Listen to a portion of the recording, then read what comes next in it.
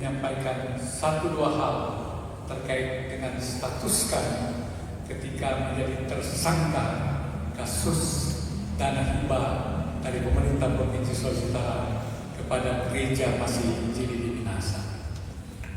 Mungkin Ibu Bapak dan jemaat sekalian sudah melihat di medsos tentang penetapan tersangka terhadap 5 orang dana hibah Gemim. Yang pertama, Ketua Sinode Gemim, Bapak Pendeta Dr. Reinhardt.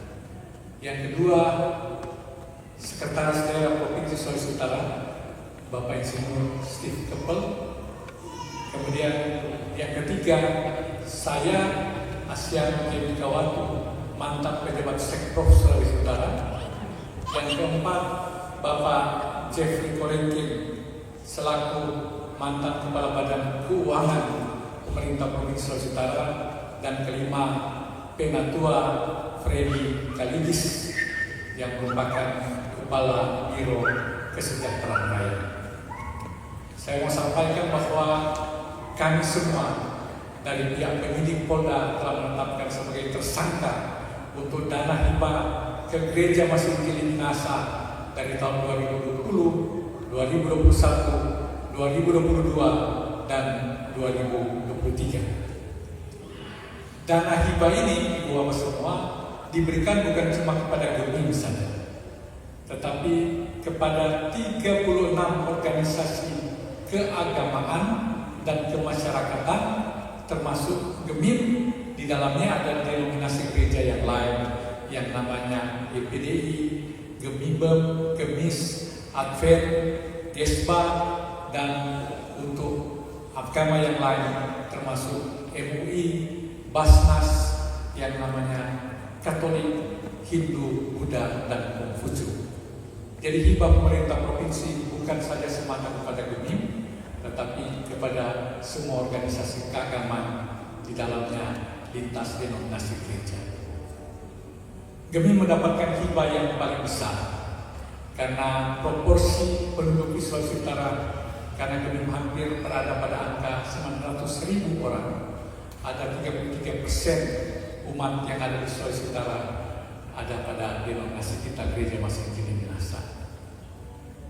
Di kondisi saya, kami memberikan hibah kepada Sinode Gemim ketika saya menjadi pejabat Sekprov 2022, nilainya sejumlah 7,5 miliar.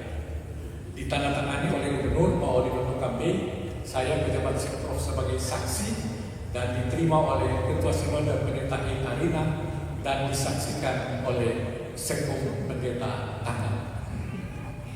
Dalam klausul dana hibah ada namanya naskah perjanjian hibah.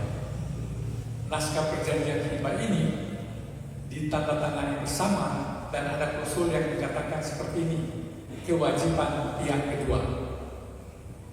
Dalam hal ini Sinode Gemim, pertama, bertanggung jawab terhadap dana. Yang kedua, siap diperiksa. Dan ketiga, melaporkan kegiatan-kegiatannya.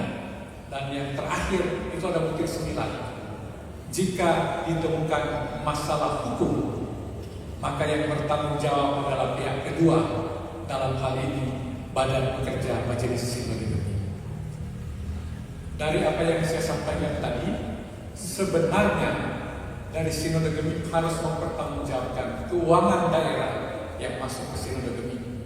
Jumlah dari tahun 2020 sampai tahun 2023 totalnya 21 miliar. Dan 8,9 miliar polisi katakan pertanggungjawabannya sulit untuk diterima. Ibu Bapak, saya mau katakan sebagai seorang Pelsus, sebagai warga Gemim, saya tidak pernah ingin mempermalukan gereja kita. Sebagai Pelsus, sebagai warga Gemim, saya berusaha untuk selalu dalam jabatan-jabatan birokrasi tidak ingin mempermalukan Tuhan Yesus. Saya mau sampaikan di sini karena ada framing di berita-berita bahwa kami sudah terlibat dalam korupsi berjemaah atas dana hibah ini. Tetapi saya mau katakan dan saksikan di sini sebagai wakil ketua jemaat, sebagai ketua PKB, bahwa tidak ada duit 1 rupiah pun, tidak ada duit 1 rupiah pun yang masuk ke kantong pribadi saya. Ini clear, ini saya harus sampaikan supaya jemaat tahu.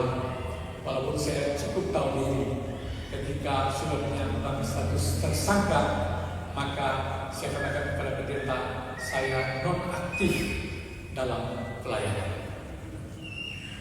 Ibu Bapak, mohon doa.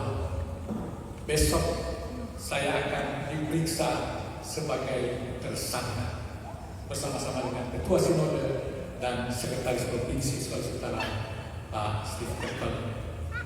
Yang tersangka untuk 4 pejabat birokrat itu semua warga Kebumen, semua pelayan saya, dan itu yang mengganggu pikiran hakim sebagai orang dalam konteks media sosial yang sudah menghakimi kami sebagai orang-orang dalam tanda kutip menggunakan dana ini.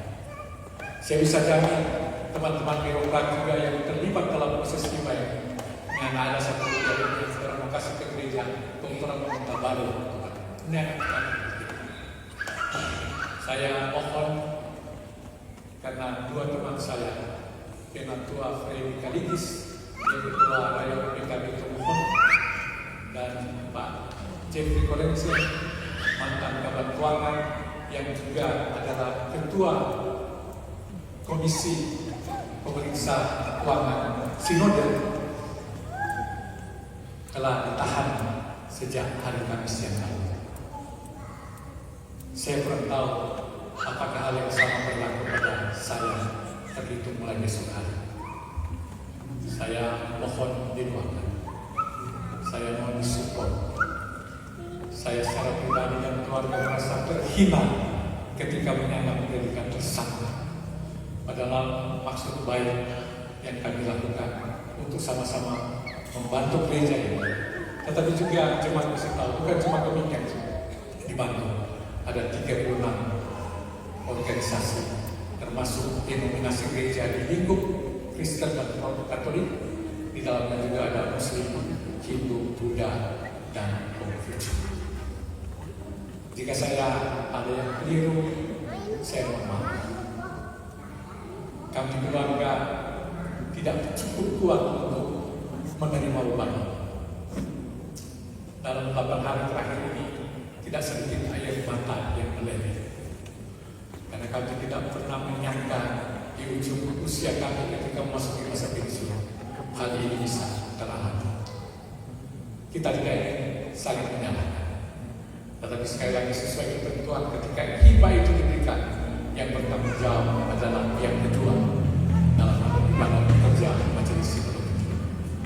Kita akan menunggu proses hukum. Tetapi ketika memasuki proses hukum, hal yang terburuk ketika kami ditahan dengan sesuatu yang kami tidak lakukan. Sebenarnya saya tidak sanggup untuk masuk di ranah Polda untuk setiap bulan berada di sana dalam kebebasan yang tersantai.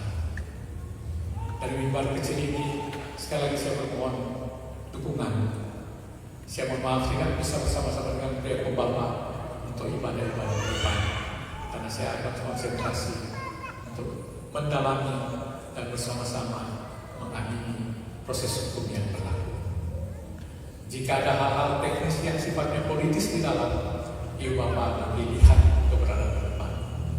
Jika ada yang mengorbankan dan dikorbankan, tidak akan diatur ke depan. Tapi yang pasti sekali, saya meyakini tidak ada 1 rupiah pun dari dana hibah yang miliaran itu yang masuk ke kantong pribadi kami. Kalau ada kesalahan administrasi bisa saja. Kalau ada kesalahan program dan kegiatan bisa saja. Tetapi kami akan mempertanggungjawabkan di hadapan hukum dan di hadapan Tuhan terhadap kasus yang kami alami, yang mungkin mencoreng nama baik jemaat, nama baik gereja, termasuk nama baik gereja masih menjadi masalah. Mohon maaf sudah mengambil waktu. Tidak ada lagi air mata yang meleleh karena saya sudah menangis untuk 1 minggu ini. Sekali lagi saya mensupport Pak Pendeta dan teman-teman Persus dan rekan-rekan semua. Tuhan Yesus kita semua selamat menyambut Minggu Sengsara renang sekaligus Jumat Agung yang mudah-mudahan saya masih bisa mengikuti. Tapi kalau tidak, mohon dimaklumi oleh Tuhan. Tuhan Yesus bertanya kita semua, Shalom, damai di hati.